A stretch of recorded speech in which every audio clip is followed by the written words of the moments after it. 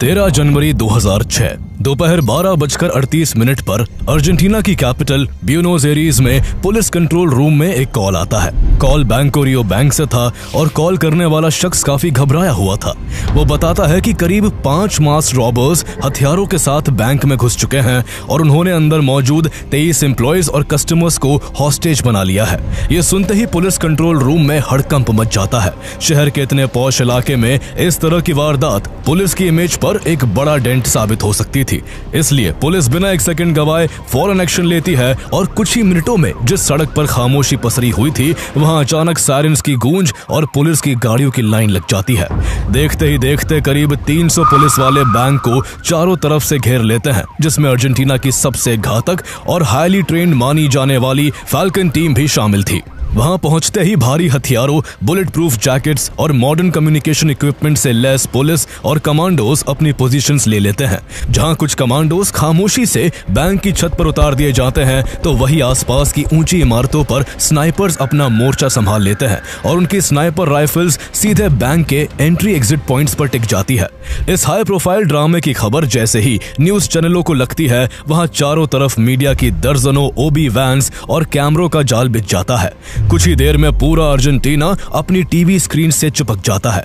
इस तरह कुछ ही मिनटों में एक शांत सड़क पूरी तरह एक टैक्टिकल वॉर जोन में बदल चुकी थी और अब सबकी नजरें उस बैंक पर टिकी थी जिसके अंदर जिंदगी और मौत के बीच की जंग चल रही थी। बैंक के अंदर हर गुजरते सेकंड के साथ हॉस्टेजेस की जान पर खतरा बढ़ता जा रहा था, क्योंकि लुटेरों ने बंदूक की नोक पर हर हॉस्टेज को जमीन पर लिटा रखा था। एक रॉबर जिसने ग्रे सूट पहन रखा था वो इस बात से काफी गुस्से में आ जाता है कि पुलिस ने उन्हें चारों तरफ से घेर लिया है और किसी भी समय पुलिस उनके ऊपर सरप्राइज अटैक कर सकती है। ऐसे में जब पुलिस की तरफ से एक नेगोशिएटर माइक्रोफोन के जरिए रॉबर से बात करने की कोशिश करता है तो अंदर से वही ग्रे सूट वाला चोर रिस्पॉन्ड करता है। वो अपना नाम वॉल्टर बताता है और गुस्से में चिल्लाते हुए वार्निंग देता है कि छत पर तैनात स्नाइपर्स को तुरंत हटाया जाए, वरना वो एक एक करके सभी हॉस्टेजेस को मारना शुरू कर देगा। पुलिस के पास उसकी बात मानने के अलावा कोई विकल्प नहीं बचता, क्योंकि कुछ साल पहले एक ऐसी ही हॉस्टेज सिचुएशन में पुलिस फायरिंग में रॉबर्स के साथ साथ हॉस्टेजेस भी मारे गए थे और पूरा मामला नेशनल स्कैंडल बन गया था। उस गलती को दोहराने का जोखिम इस बार कोई नहीं लेना चाहता था। इसके बाद पुलिस उससे लगातार अपील करने लगती है कि वो और उसके साथी हॉस्टेजेस को छोड़ दे और बदले में उनकी जो भी डिमांड होगी वो मान ली जाएगी। वॉल्टर की आवाज में भी अब घबराहट साफ झलक रही थी। वो शुरू में थोड़ा हिचकिचाता है, लेकिन गुडविल दिखाते हुए वो बैंक के एक गार्ड को छोड़ देता है। बाहर आते ही गार्ड अंदर मौजूद रॉबर्ट्स की पूरी स्थिति पुलिस को बता देता है। वो बताता है कि सभी रॉबर्ट्स के पास बंदूकें और बम है, लेकिन वो अब पुलिस को देखकर घबराए हुए हैं। इसके बाद पुलिस के कहने पर रॉबर्स 2 और हॉस्टेजेस को रिलीज कर देते हैं। इससे पुलिस को लगने लगता है कि ये लुटेरे वायलेंट नहीं है और सिचुएशन को पीसफुली रिजॉल्व करना चाहते हैं। धीरे धीरे बातचीत का माहौल ऐसा बनने लगता है जैसे पुलिस के हुजूम को देख रॉबर्स सरेंडर की तरफ बढ़ रहे हैं। उनकी बातों से यही लग रहा था कि शायद उन्होंने ये रॉबरी करके बहुत बड़ी गलती कर दी है। पुलिस को यकीन होने लगता है कि अब पूरी सिचुएशन उनके कंट्रोल में है और बस कुछ ही देर में वो रॉबर्स को गिरफ्तार कर लेंगे। लेकिन तभी उन रॉबर्स की तरफ से एक ऐसी मांग की जाती है जिसे सुनकर हर कोई हैरान रह जाता है। वो पुलिस से कहते हैं कि उनके और हॉस्टेजेस के लिए बैंक के अंदर कुछ पिज्जाज और सॉफ्ट ड्रिंक्स भेजी जाए और तब तक वो सरेंडर की शर्तों पर विचार कर लेंगे। ये मांग बड़ी अजीब थी, क्योंकि चारों तरफ से हथियारों से लैस 300 से ज्यादा पुलिस कर्मियों से घिरे रॉबर्स भला पिज्जा खाने के बारे में कैसे सोच सकते थे। लेकिन पुलिस उनकी डिमांड मान लेती है और करीब 30-40 मिनट में उनके लिए पिज्जा अंदर भिजवा दिए जाते हैं। अब हाल ये था कि बाहर पुलिस बंदूकें ताने खड़ी थी और अंदर रॉबर्स और हॉस्टेजेस पिज्जा खा रहे थे। इतना ही नहीं, एक वक्त पर रॉबर्स एक बैंक एम्प्लॉय के लिए हैप्पी बर्थडे तक गाते हैं। इस बिहेवियर से पुलिस को यकीन हो जाता है कि ये कोई खतरनाक चोर नहीं बल्कि भटके हुए लोग हैं जो जल्द ही सरेंडर कर देंगे। पुलिस अब काफी हद तक रिलैक्स थी और उन्हें बस रॉबर्ट्स के सरेंडर करने और हॉस्टेजेस को रिलीज किए जाने का इंतजार था। लेकिन इसके बाद रॉबर्ट्स की तरफ से अचानक कोई जवाब आना बंद हो जाता है। पुलिस बार बार कांटेक्ट करने की कोशिश करती है, लेकिन करीब 3 घंटे तक कोई रिस्पॉन्स नहीं मिलता। अब दोपहर शाम में बदल चुकी थी और पुलिस की चिंता बढ़ने लगी थी। उन्हें डर था कि कहीं लुटेरों ने हताशा में आकर हॉस्टेजेस को कोई नुकसान तो नहीं पहुंचा दिया। दूसरी तरफ मीडिया इस पूरे ऑपरेशन को लाइव दिखा रहा था और पूरे देश की नजरें इस जगह टिकी हुई थी।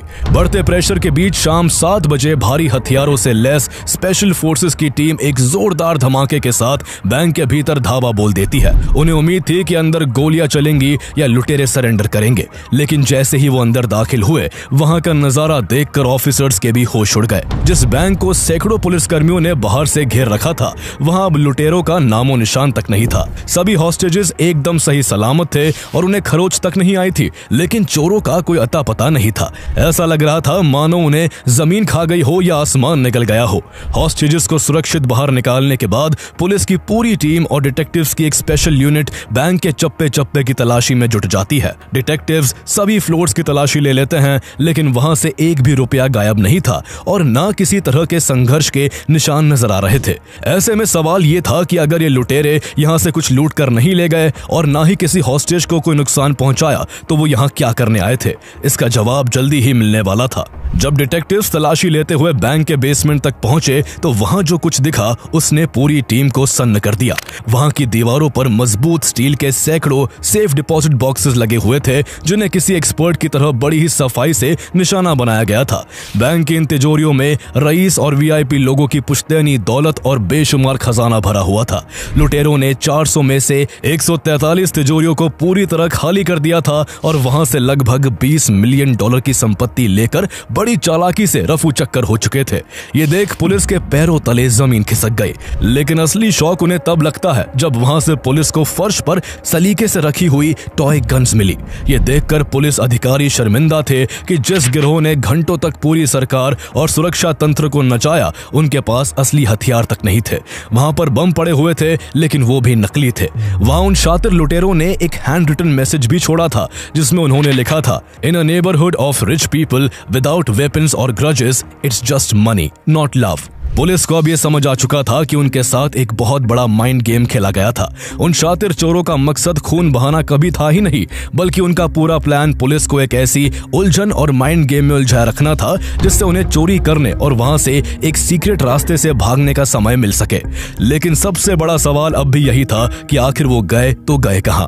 बैंक के हर दरवाजे पर पुलिस तैनात थी, चारों तरफ से घेराबंदी थी, फिर भी वो ऐसे कैसे गायब हो गए? इस सवाल का जवाब ढूंढते हुए जब डिटेक्टिव ने बेसमेंट की गहराई से जांच शुरू की तो उन्हें ऐसा नजारा दिखाई देता है जिससे उनके पैरों तले जमीन खिसक जाती है। जहां सेफ डिपॉजिट बॉक्सेस रखे हुए थे वहां की पिछली दीवार में एक बड़ा सा होल बना हुआ था जो सीधे नीचे एक नाले की तरफ जाता था और उस नाले का रास्ता बैंक के पास की मेन सड़क तक खुलता था। अब पुलिस को समझ आ चुका था कि जब ऊपर कुछ रॉबर्स हॉस्टेजेस को नकली बंदूकों के दम पर पकड़कर पुलिस का समय बातों में और पिज्जा मंगवाने में बर्बाद कर रहे थे, तब उसी दौरान नीचे उनकी दूसरी टीम आराम से बैंक लॉकर्स खाली कर रही थी और फिर उसी सीक्रेट टनल के जरिए बाहर निकल गई। ये देखकर पुलिस, कमांडोज और डिटेक्टिव्स बस एक दूसरे को देखते रह गए। ये सदी की सबसे बड़ी और सबसे शातिर चोरी थी, जहां पुलिस बाहर खड़ी रह गई और चोर बिना किसी को नुकसान पहुंचाए $20 मिलियन का माल लेकर फरार हो गए। इस हैरत अंगेज डकैती के बाद अर्जेंटीना की पुलिस और प्रशासन की साख दांव पर लग चुकी थी, लेकिन इस मामले में शुरू से ही पुलिस के हाथ खाली थे। उनके पास ना तो कोई चेहरा था, ना कोई पहचान थी, क्योंकि लुटेरों ने पूरी डकैती के दौरान चेहरों पर मास्क पहन रखे थे। फोरेंसिक एक्सपर्ट्स ने फिंगरप्रिंट्स और डीएनए सैंपल्स इकट्ठा करने शुरू किए, लेकिन यहाँ भी रॉबर्स ने बड़ी चालाकी दिखाई थी। उन्होंने ब्यूटी पार्लर से लाए गए नकली बाल पूरे बैंक में बिखेर दिए थे ताकि डीएनए सैंपल्स मिक्स हो जाए और जांच और उलझ जाए। पुलिस ने बैंक और उसके आसपास के सभी सीसीटीवी फुटेज खंगाले, लेकिन लुटेरों ने इतनी सफाई से काम किया था कि उनकी पहचान करना नामुमकिन लग रहा था। इसी दौरान पुलिस को एक महत्वपूर्ण लीड मिली जब सीवर लाइन में उन्हें एक छोटी रबर की नाव मिली जिसे लुटेरे शायद हड़बड़ी में छोड़ गए थे। उस नाव पर एक खास स्टोर का मार्क था जिससे पुलिस को लगा कि शायद वे खरीदार तक पहुंच सकते हैं, लेकिन वहां भी उन्हें निराशा ही हाथ लगी क्योंकि खरीदारी कैश में की गई थी। एक तरफ जहां हर तरफ पुलिस पुलिस इन रॉबर्स को ढूंढने की कोशिश में जुटी थी, वहीं दूसरी तरफ अर्जेंटीना के टीवी चैनल्स पर चल रहे टॉक शोज में एक अजीब सी बहस छिड़ गई थी। कुछ लोग इस डकैती की निंदा कर रहे थे तो कुछ इन चोरों को जीनियस मानकर उनके फैन हो चुके थे। रेडियो शोज पर कॉल्स की बाढ़ आ गई और ताज्जुब की बात यह थी कि ज्यादातर लोग इन चोरों के सपोर्ट में बोल रहे थे। एक कॉलर ने तो यहां तक कह दिया कि उन्होंने बिना किसी की जान लिए अमीरों को लूटा है और वो हमारे लिए हीरोज है। देखते ही देखते टॉय गन्स इस रॉबरी का सिंबल बन गई। अखबारों में ऐसी तस्वीरें छपी जहां फॉरेंसिक टीमें सबूत के तौर पर बच्चों की प्लास्टिक पिस्तौलें थैलियों में भर रही थी। पुलिस के ऊपर दबाव इतना बढ़ गया कि उन्होंने अर्जेंटीना के इतिहास का सबसे बड़ा मैनहंट शुरू कर दिया। लेकिन दिन हफ्तों में बदल गए मगर पुलिस को ना तो चोर मिले और ना ही उनका कोई सुराग मिल सका। इन चोरों की चालाकी का अंदाजा इसी बात से लगाया जा सकता है कि जब शाम 7 बजे पुलिस ने बैंक के अंदर धावा बोला था, तब तक वो लोग न सिर्फ चोरी को अंजाम देकर निकल चुके थे बल्कि अपने ठिकाने पर बैठकर उसी ऑपरेशन को लाइव टीवी पर देख रहे थे। लेकिन आखिर इतनी सटीक प्लानिंग के साथ इस रॉबरी को अंजाम कैसे दिया गया? असल में इस हाइस्ट का मास्टरमाइंड कोई आम क्रिमिनल नहीं बल्कि एक आर्टिस्ट फर्नांडो अराउजो था। फर्नांडो काफी क्रिएटिव और शार्प माइंडेड था, लेकिन उसका दिमाग अक्सर इल्लीगल एक्टिविटीज की तरफ दौड़ता था। उसके मन में चोरी और डकैती के ख्याल किसी फिल्म की स्क्रिप्ट की तरह आते थे। पहली बार फर्नांडो के दिमाग में एक ख्याल 1999 की रमालो हाइस्ट के फेल होने के बाद आया था, जहां पुलिस की अंधाधुंध फायरिंग में मासूम लोग मारे गए थे। उसने सोचा कि क्यों ना एक ऐसी डकैती की जाए जिसमें रत्ती भर भी वायलेंस ना हो। वो अपने इस काम को अंजाम देने के लिए इतना एक्साइटेड था कि भले ही ये चोरी उसने 2006 में की, लेकिन इसकी तैयारी उसने 3 साल पहले 2003 में ही शुरू कर दी थी। चोरी के लिए उसने बैंको रियो को चुना, जहां शहर के रईसों का पैसा और सोना रखा जाता था। इसके बाद उसने बैंको रियो के पास एक घर किराए पर लिया और बैंक से कुछ दूरी पर नीचे मौजूद सीवर टनल को एक्सप्लोर करने लगा। वो जानता था कि इतना बड़ा और पेचीदा काम वो अकेला नहीं कर सकता। इस मिशन को अंजाम देने के लिए उसे किसी ऐसे इंसान की जरूरत थी जिस पर वो आंख बंद करके भरोसा कर सके और जिसके पास कमाल की टेक्निकल स्किल्स हो। तभी उसे अपने एक पुराने स्कूल के दोस्त सेबेस्टियन गार्सिया बोल्स्टर का ख्याल आया। सेबेस्टियन एक स्किल्ड मैकेनिक था जो मशीन्स के साथ कमाल का खेल जानता था। एक दिन फर्नांडो अराउजो ने उससे कहा, दोस्त कैसा हो अगर हम एक बैंक लूटे और फिर वहां से ऐसे गायब हो जाए कि पुलिस को कानों कान खबर तक ना हो। फर्नांडो की यह बात सुनकर सेबेस्टियन हैरान रह गया, लेकिन उसे लगा कि वो शायद नशे में ऐसी हवाई बातें कर रहा है। देखा जाए तो ये दोनों बचपन के दोस्त होने के बावजूद एक दूसरे से बिल्कुल अलग थे। फर्नांडो जहां एक फ्री स्पिरिट कलाकार था और हमेशा अजीबोगरीब कामों में लगा रहता था, वहीं सेबेस्टियन एक फैमिली मैन था जो कायदे कानून से अपनी जिंदगी जीता था। लेकिन फर्नांडो अच्छी तरह जानता था कि सेबेस्टियन इस पूरे मिशन की बैकबोन साबित हो सकता है, इसलिए फर्नांडो ने उसे धीरे धीरे इस मिशन के लिए इमोशनली और लॉजिकली घेरना शुरू किया। उस वक्त फर्नांडो अराउजो एक बहुत ही पेनफुल ब्रेकअप से गुजर रहा था। अपने अकेलेपन से बचने के लिए उसने अपने लॉफ्ट की खिड़कियों को काले पेंट से पूरी तरह कवर कर दिया था ताकि उसे दिन और रात का फर्क महसूस ना हो और वह बाहरी दुनिया से पूरी तरह कट सके। वह वहां हाई ग्रेड मैरिजुआना उगाता था और अपना सारा समय नशा करते हुए बैंक डकैतियों पर बनी फिल्म्स और डॉक्यूमेंट्रीज देखने में बिताता था। वो घंटों तक इस बात की बारीकी से स्टडी करता था कि पिछले लुटेरों ने कहां-कहां गलतियां की ताकि वह अपनी डकैती को एक परफेक्ट हाइस्ट के रूप में डिजाइन कर सके। उसे उम्मीद थी कि दोस्त को ऐसी हालत में देखकर जरूर सेबेस्टियन उसकी मदद के लिए तैयार हो जाएगा। फर्नांडो के पास सेबेस्टियन को मनाने के लिए एक और मजबूत वजह थी। उस समय अर्जेंटीना में कोरालितो नाम का एक भयानक बैंकिंग संकट आया था, जिसमें लोगों को अपने ही बैंक अकाउंट से पैसे निकालने पर रोक लगा दी गई थी। लाखों लोगों की सेविंग्स बैंकों में फंस गई थी और आम जनता का बैंकिंग सिस्टम से भरोसा पूरी तरह टूट चुका था। सेबेस्टियन भी इस क्राइसिस का शिकार हुआ था। उसके परिवार ने अपनी जमा पूंजी खो दी थी और उसके अंदर बैंकों के खिलाफ गहरा गुस्सा था। फर्नांडो ने उसी गुस्से को इस्तेमाल किया और उसे यकीन दिलाया कि ये रॉबरी सिर्फ पैसा कमाने के लिए नहीं बल्कि सिस्टम से बदला लेने का तरीका भी होगी। जब उसे ये भरोसा मिला कि इसमें किसी को कोई नुकसान नहीं पहुंचाया जाएगा और असली हथियार तक इस्तेमाल नहीं होंगे, तो सेबेस्टियन इस मिशन का हिस्सा बनने के लिए तैयार हो गया। इसके बाद शुरू हुई एक ऐसी प्लानिंग जिसने इस रॉबरी को हाइस्ट ऑफ द सेंचुरी बना दिया। करीब 2 साल तक फर्नांडो ने हर छोटी बड़ी चीज पर काम किया। सबसे पहले उसने बैंक के स्ट्रक्चर को बारीकी से समझा, सीवर लाइंस के सीक्रेट मैप्स हासिल किए और एक 15 मीटर लंबी टनल बनाने का प्लान तैयार किया जो बैंक के वॉल्ट को सीधे स्टॉर्म ड्रेन सिस्टम से जोड़ती थी। पूरे ऑपरेशन को 2 हिस्सों में बांटा गया था। प्लान यह था कि पहली टीम मेन गेट से बैंक में घुसेगी, एम्प्लॉयज और कस्टमर्स को हॉस्टेजेस बनाएगी और पुलिस को नेगोशिएशन में उलझाए रखेगी ताकि सबका ध्यान सिर्फ उन्हीं पर टिका रहे। वही दूसरी टीम नीचे सीवर लाइन के रास्ते उस टनल के जरिए बैंक के बेसमेंट वॉल्ट तक पहुंचेगी और असली चोरी को अंजाम देगी। प्लान था कि काम पूरा होते ही सभी रॉबर्स उसी टनल के रास्ते बाहर निकल जाएंगे, जबकि पुलिस ऊपर मेन गेट पर यही समझती रहेगी कि चोर अब भी अंदर ही है। इस प्लान को परफेक्ट बनाने के लिए फर्नांडो ने बैंक के अंदर और बाहर महीनों तक रेकी की। मैनेजर से लेकर गार्ड्स तक हर एम्प्लॉय की रूटीन, बिहेवियर और साइकोलॉजी को समझा गया ताकि हॉस्टेज सिचुएशन में उनके रिएक्शन का पहले से अंदाजा लगाया जा सके।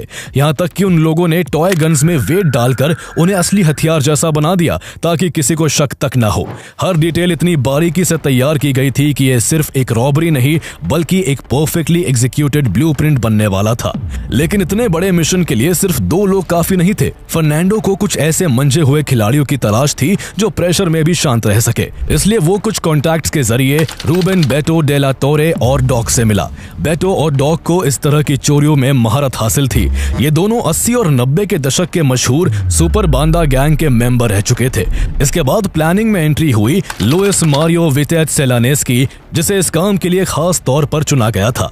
विटेट एक शातिर चोर होने के साथ साथ एक्टिंग का बहुत शौकीन था। विटेट ही आगे वॉल्टर बनकर पुलिस को बातचीत में उलझाने वाला था। इसके अलावा इन लोगों के साथ जूलियन ज़ालोचेवेरिया नाम का एक ड्राइवर भी शामिल था जो चोरी के बाद इन लोगों की भागने में मदद करने वाला था। चूंकि सीवर लाइन का मुंह सीधे मेन सड़क पर खुलता था, इसलिए अगर वो वहीं से बाहर निकलते तो पकड़े जाने का खतरा बहुत ज्यादा था। इसी जोखिम को खत्म करने के लिए उन्होंने एक और चालाकी भरा प्लान बनाया। उन्होंने अपनी वैन के नीचे एक होल कर दिया और तय किया कि भागते वक्त जूलियन उस वैन को ठीक सीवर के ढक्कन के ऊपर खड़ा करेगा ताकि सभी रॉबर्स सीवर से निकलकर सीधे वैन के अंदर आ जाए और बिना किसी की नजर में आए वहां से फरार हो सके। अब प्लान तो तैयार था, लेकिन सबसे जरूरी काम अब 15 मीटर लंबी टनल बनाने का था जो बैंक और सीवर लाइंस को जोड़ सके। लेकिन उस टनल को तैयार करना इस मिशन का सबसे मुश्किल हिस्सा था, क्योंकि कुल्हाड़ी से छोटा सा छेद करने में भी घंटा भर लग रहा था। ऐसे में टनल खोदने के लिए 220 वॉट का एक जनरेटर और इलेक्ट्रोन्यूमैटिक ड्रिल का इस्तेमाल किया गया। लगभग 1 साल तक वो लोग रोज रात को सीवर के गंदे और बदबूदार पानी में उतरते और मशीनों और हाइड्रोलिक जैक का इस्तेमाल करके सुरंग को खोदने की कोशिश करते। लेकिन बीच बीच में उनका प्लान ठप होने की कगार पर पहुंच गया। सीवर में अक्सर पानी का लेवल बढ़ जाता था, जिससे काम रुक जाता था। इस समस्या को दूर करने के लिए उन्होंने सीवर के भीतर एक छोटा डैम बनाया ताकि पानी के बहाव को कंट्रोल किया जा सके। उन्हें इसमें छोटी इन्फ्लेटेबल बोट्स का इस्तेमाल करना था, जिससे चोरी का माल बैंक से बाहर लाया जा सके। इस तरह काफी ज्यादा मेहनत के बाद ये लोग बैंक के बेसमेंट की दीवार तक पहुंचने में कामयाब रहे, जहां सेफ लॉकर्स रखे हुए थे। लंबी तैयारी के बाद आखिरकार 13 जनवरी 2006 का दिन इस रॉबरी के लिए चुना गया। उस दिन सुबह करीब 10 बजे ब्यूनोस एरीज में मौजूद बैंको रियो खुला और रोज की तरह कस्टमर्स की भीड़ जमा होने लगी। कुछ देर बाद फर्नांडो अपने 3 साथियों के साथ फ्रंट गेट से अंदर दाखिल हुआ, जबकि मुख्य इंजीनियर सेबास्टियन नीचे टनल में सिग्नल का इंतजार कर रहा था। बाहर सड़क पर जूलियन ज़ालोचेवेरिया अपनी वैन में बैठा पूरे ऑपरेशन पर नजर रख रहा था। दोपहर करीब 12:30 बजे प्लान का पहला हिस्सा शुरू हुआ। रॉबर्स ने नकली हथियारों के दम पर बैंक में मौजूद 23 एम्प्लॉयज और कस्टमर्स को हॉस्टेज बना लिया और विटेट ग्रे सूट में वॉल्टर बनकर पुलिस को अपनी बातों के जाल में उलझाने लगा।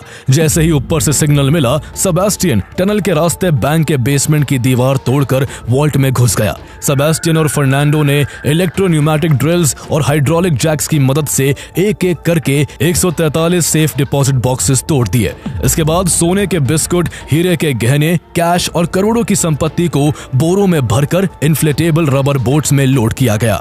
ऊपर पिज्जा पार्टी, नेगोशिएशन और मीडिया की कवरेज के बीच पुलिस को लग रहा था कि वो रॉबर्स को थका रहे हैं, लेकिन असल में वो खुद एक जाल में फंस चुके थे। शाम करीब 4 बजे तक नीचे का पूरा काम खत्म हो चुका था। इसके बाद चोर टनल के रास्ते करीब 10 ब्लॉक्स दूर एक मैनहोल तक पहुंचे, जहां जूलियन अपनी वैन के साथ इंतजार कर रहा था और सभी लूट का माल लेकर वहां से फरार हो गए। यानी इसके बाद करीब 3 घंटे तक हॉस्टेजेस बेवजह अंदर पड़े रहे और पुलिस बाहर इंतजार करती रही, इस भ्रम में कि रॉबर्ट्स अभी भी बैंक के अंदर है। शाम 7 बजे जब पुलिस ने धमाके के साथ बैंक के अंदर एंट्री ली तो उन्हें वहां सिर्फ डरे हुए हॉस्टेजेस मिले। लुटेरे, उनका खजाना और उनके असली चेहरे सब कुछ गायब हो चुका था। पुलिस के नाक के नीचे से $20 मिलियन से ज्यादा की संपत्ति लूट ली गई थी और अर्जेंटीना के इतिहास की सबसे बड़ी नॉन वायलेंट रॉबरी को अंजाम दे दिया गया था। इसके बाद पुलिस ने उन चोरों को पकड़ने में एड़ी चोटी का जोर लगा दिया, लेकिन चोर हाथ नहीं आ सके। कई हफ्तों तक सैकड़ों विटनेसेस और हजारों घंटे के सीसीटीवी फुटेज का एनालिसिस किया गया, लेकिन कोई फायदा नहीं हुआ। ऐसा लग रहा था कि अर्जेंटीना की सबसे बड़ी चोरी करने वाले वो चोर कभी नहीं पकड़े जाएंगे। लेकिन कहते हैं ना कि कोई भी जुर्म तब तक परफेक्ट होता है जब तक उसमें जज्बात शामिल ना हो। वो चोर पुलिस से तो बच निकले, लेकिन वो अपनों के धोखे से नहीं बच पाए। एक दिन एक महिला पुलिस के पास पहुंचती है और बताती है कि वो बैंको रियो हाइस के बारे में जानती है। पुलिस को पहले तो यकीन ही नहीं होता कि जिन रॉबर्ट्स की तलाश में उन्होंने दिन रात एक कर दिए और कहीं से उन्हें कोई सुराग नहीं मिल सका, तो उनके बारे में इस महिला को कैसे कुछ पता होगा। लेकिन उस महिला ने सबूत के तौर पर पुलिस वालों को एक ज्वेलरी दी जो चोरी हुए 143 सेफ डिपॉजिट्स में से थी। कमाल की बात यह थी, ये महिला कोई और नहीं बल्कि इस डकैती के मुख्य किरदारों में से एक रूबेन बेटो डे ला टोरे की पत्नी एलिशिया दी तुलियो थी। दरअसल डकैती के बाद जब बेटो को करोड़ों का हिस्सा मिला तो उसने अपनी पत्नी को धोखा देकर अपनी एक यंग एंड ब्यूटीफुल प्रेमिका के साथ भागने की तैयारी कर ली थी। इसलिए जब उसकी पत्नी को इस बात का पता चला तो उसने गुस्से में पुलिस के आगे वो सब उगल दिया जो उसे पता था। बस फिर क्या था, इसके बाद पुलिस ने पहले उसके पति बेटो को पकड़ा और फिर उसकी मदद से फर्नांडो अराउजो और बाकी चोरों को भी दबोच लिया। गिरफ्तारी के बाद जब मामला कोर्ट में गया तो अर्जेंटीना के लीगल सिस्टम के सामने एक अजीब स्थिति खड़ी हो गई। प्रोसिक्यूशन इसे एक बड़ा और खतरनाक अपराध साबित करना चाहता था, लेकिन डिफेंस ने पूरा खेल पलट दिया। उन्होंने कोर्ट में साबित कर दिया कि रॉबरी में इस्तेमाल हुई सभी गन्स नकली थी और किसी भी हॉस्टेज को नुकसान नहीं पहुंचाया गया था। अर्जेंटीना के कानून के अनुसार बिना असली हथियार के इसे आर्म्ड रॉबरी नहीं माना जा सकता था। इसी एक दलील ने चोरों की सजा को काफी हल्का कर दिया। फरवरी 2010 में कोर्ट ने अपना फैसला सुनाया। मास्टरमाइंड फर्नांडो अराउजो को 14 साल, सेबेस्टियन बॉल्स्टर को 9 साल और पुराने क्रिमिनल रिकॉर्ड के चलते बेटो को 15 साल की सजा मिली, जबकि वितेट को भी लंबी जेल हुई। लेकिन इन सभी के अच्छे बिहेवियर की वजह से उन्हें सजा पूरी होने से काफी पहले ही रिहा कर दिया गया। हैरानी की बात यह थी कि इन लुटेरों को जनता का एक बड़ा वर्ग अपराधी नहीं बल्कि हीरोज की तरह देखता था, क्योंकि उन्होंने बिना खून बहाए एक अमीर बैंक को लूटा था। इस हैरत अंगेज डकैती पर कई फेमस बुक्स, मूवीज और डॉक्यूमेंट्रीज बन चुकी है। रिहा होने के बाद फर्नांडो अराउजो तो खुद फिल्मी लाइन में उतर गया। 2020 में रिलीज हुई मशहूर film the heist of the century खुद फर्नांडो अराउजो ने लिखी है। इसके अलावा 2022 में नेटफ्लिक्स पर रिलीज हुई documentary bank robbers the last great heist और रोडोल्फो पैलासियोस की चर्चित किताब सिन आर्मास नी रेनकोर्स इसी रॉबरी से इंस्पायर्ड है। यहाँ तक कि कुछ लोग तो मनी हाइस्ट जैसे वर्ल्ड वाइड फेमस सीरीज को भी इसी रॉबरी से इंस्पायर्ड मानते हैं और सीरीज के मेन कैरेक्टर प्रोफेसर की तुलना फर्नांडो अराउजो से करते हैं।